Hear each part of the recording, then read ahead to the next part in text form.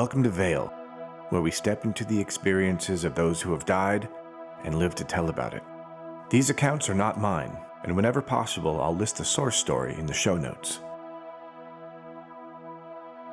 In today's account, a man dies and experiences unimaginable terror before waking up and realizing he had been miraculously saved.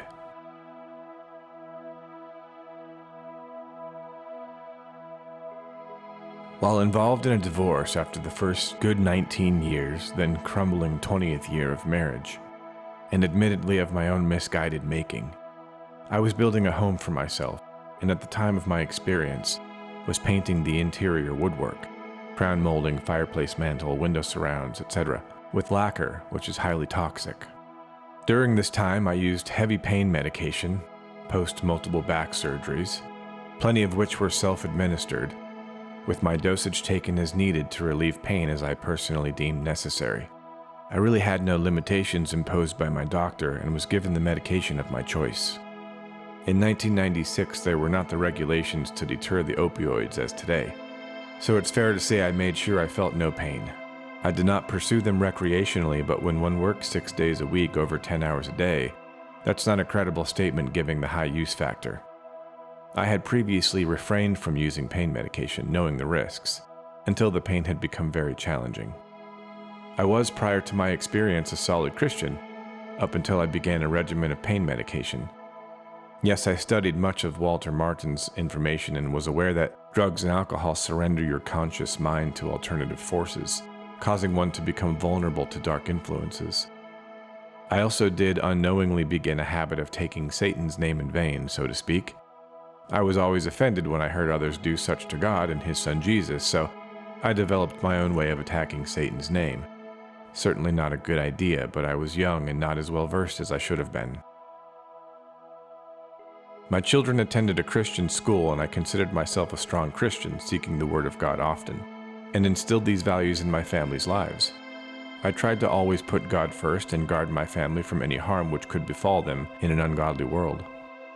Entering the event, my marriage was failed and the church I had attended fell apart due to dark forces attacking the great work God had accomplished through a very devout pastor.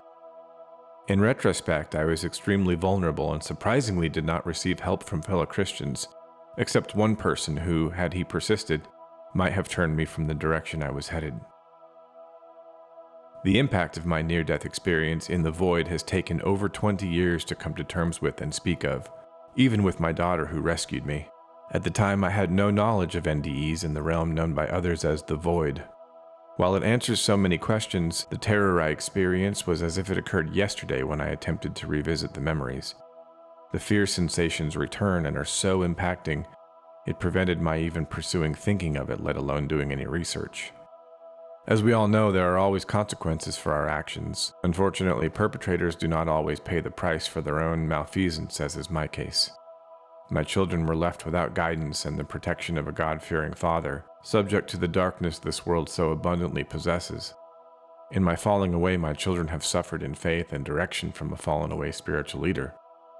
God blessed me with 4 exceedingly wonderful children, and I failed myself, and I failed God and my children as a good Christian family leader such as God has directed us to be. They're paying the price for my failure, and that in itself is almost impossible to bear.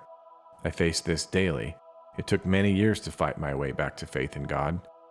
When Satan destroys a person, it can be very thorough. I was painting extensive woodwork in my new personal residence apart from my wife of 20 years. There was extensive crown molding, fireplace mantle, and specialized wood trim. I was using a lacquer product which is highly toxic. My occupation was as designer-builder for over 20 years, and painting was nothing new to me. My personal work ethic was strong, so working long hours was typical. As I began priming the wood, I had emptied the first 5-gallon bucket and was still not finished with my first primer coat. I opened the second 5-gallon bucket and began to spray. I'd been spraying for about an hour and a half when I opened the second bucket. After another approximately 30 minutes, I completed my primer coat. Upon inspection, I found the second can had been improperly marked. It was the finish coat of lacquer, not primer. This was troubling to me as I would need to sand and re-prep the incorrect trim to apply primer. Note, I was wearing a respirator which had up to a half-hour carbon cartridge lifespan, but I was already 2 hours into the spraying aspect of the work. I consumed more pain medication to allow me to continue working, and worked at a very rapid pace, annoyed at the paint company for their mistake costing me much additional work. After some time, I began to feel very tired. I recall thinking I would just lie down and take a short nap, then resume my work. The air in the house was very toxic, but I didn't really give it any thought. In my rush to complete the work, I didn't think to change the filter. I recall lying down on the floor amongst the interior doors. The combination of pain pills and toxic fumes had overtaken me. I should have known better, but was now on my way to an alternate realm. Then I recall looking upon my body curled up on the floor. Oddly, it was not emotionally impacting and quite unimportant. I didn't give it a second thought. I seemed a distance above the top of the ceiling, maybe 25 to 30 feet. But given the little importance, it was of no consequence. I sensed drifting, but not based on any action taken by me. My thoughts were crystal clear, with my senses very acute, yet my confusion overwhelmed me. It's logical to assume I was dreaming, but I felt so alive and aware. No, I was not in any form of dream state, although it would have been preferred. One forgets dreams. From here, I was not aware of moving, but entered a dark realm. This brought on more fear and anxiety. I recalled the sensation that there were roots approaching me as if I was embedded in earth below ground level. I was completely surrounded. The darkness was so overwhelming I could not see myself or anything else. However, I was so scared I didn't want to. The fear escalated to terror as I sensed this darkness overwhelming me.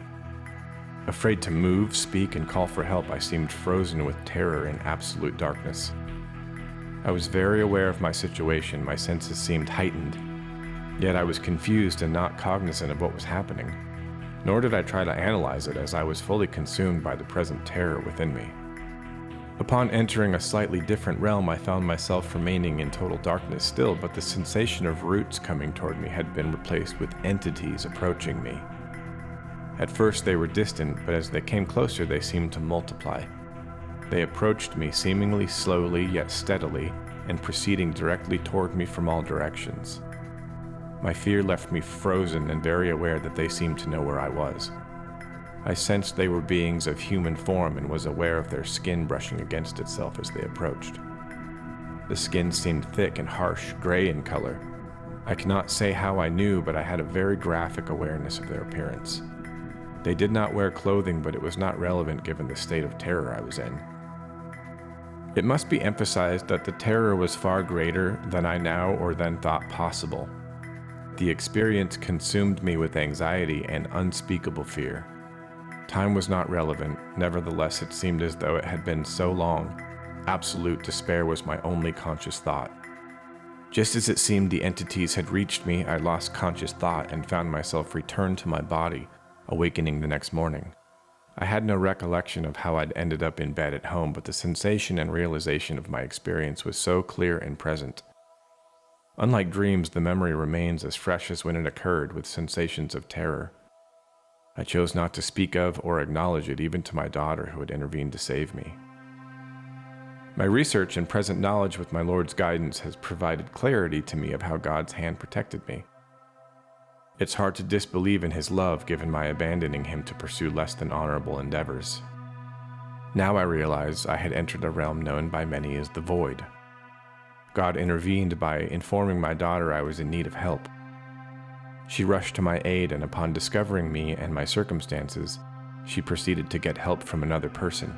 This was in itself a very improbable event and confirms God's hand to save me. In another incident more recently, I was launching my sport boat and accidentally fell into the cold Alaska waters, alone and without my life jacket. I simply forgot to put it on. I was in a hurry. After about 12 to 15 minutes of frantic attempts and unable to help myself out of the water, I felt my strength depleted and was unable to cling to the 5/8 inch buoy line I was hanging onto. Every time I attempted to reposition myself to a place where I might be able to advantage myself, upon releasing the line I would rapidly sink, then fight to re-grab the buoy line, but the cold and fatigue left me spent for strength and energy. I thought I was surely going to drown. There was no one present, and I'd just been on my boat and saw nobody within sight in the late afternoon. I recall telling God I did not want to die like this. Then a voice told me to call for help. Only once, but definitely a voice, I responded by declaring it was a dumb idea, and stated why post-neck surgery left my voice almost inaudible. The engine was running and no one could possibly hear me because there was nobody there. One does not argue with their own thought and problem-solving examination, but one does argue with what is perceived as a bad idea from another person, as did I. There was not a minute left in me, and I knew it. I thought of the family I loved, but couldn't hang on any longer. Then Dee looked over the edge of the dock. I was stunned. Where did she come from? I was just on board my boat and could easily see 5 minutes in any direction. If a person had stood 5 feet from me, I would not believe they could have heard me even then. I know without a doubt God is very real and always ready to help when we ask. My experiences are not so different than others who have prayed and seen God's hand do miracles, but for me it ratifies my conviction of staying true to my faith. It was when I wandered I risked so much. Now I cannot read the Word of God enough or see Him as anything other than my hope and salvation.